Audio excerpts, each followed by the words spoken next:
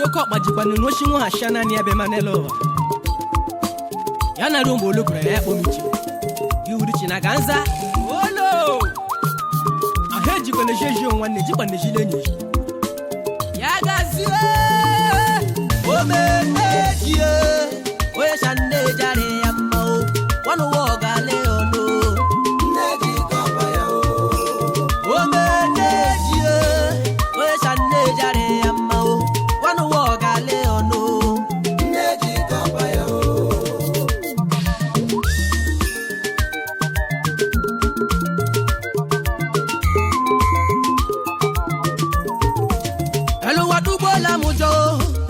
Jamela varalonye o watinga mabiadola enyima wo mama biala o ngo piki na mapralegum ema helo wadugo la mojo ori neja buo ndene ha munelo wa nwo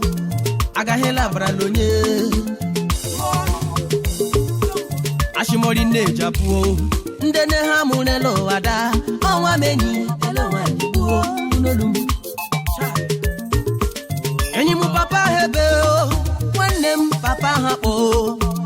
oganela bralonye enyi mu moke tima o wama no mo na ya o si ha kakwara la bia nyere na ya onwe kwa posho elore enyi me mana na shomo na wike o achi ya kakwala ebe mana nwanne onyere orisha chi ya do mana yo umunnem mokwala shumunne lida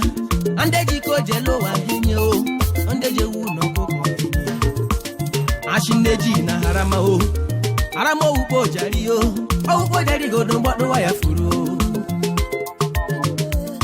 ekwa ihuna heko nekuga o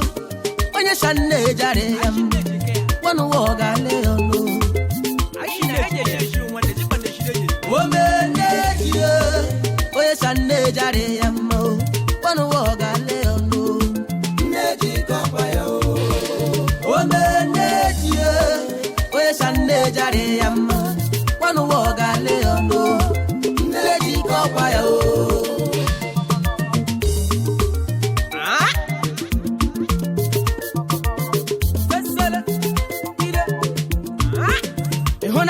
bagala o wannem afonka baga katoka no kisagalo ozeme enyi mu market ola o o tapade goda na nyere nwanne ya kore ma ya ma tunolum o waka gbare ehuna he ko ne buga o onye shanne jare ya onye ola shanne jare wanu wo gale ono ai shinne jike o meneje oye sanne jare yamma wonu wo gale ono neji kabaya o meneji oye sanne jare yamma wonu wo gale ono neji kabaya onye ola sipani ne jare yamma nelo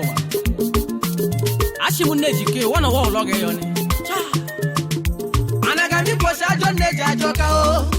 mana shajo mu neji hona ashimezi neja kola mo mebere mena no waneda enyi be o mebere mena wanne nyere wana ka o wanne wi he chiji tona nyima o baroda baru doda deke ngapala lelu dadiro tawuni he kule kuga sho mebere mena no waneda o mebere mena no waneda mebere mena waneda ashimere na neji ya konna mihini dino telo wa kama o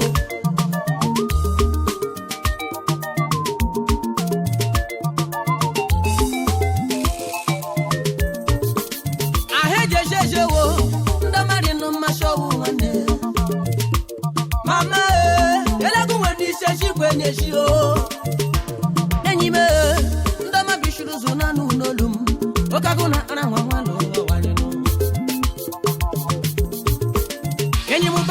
wakrika o mebere mena wanne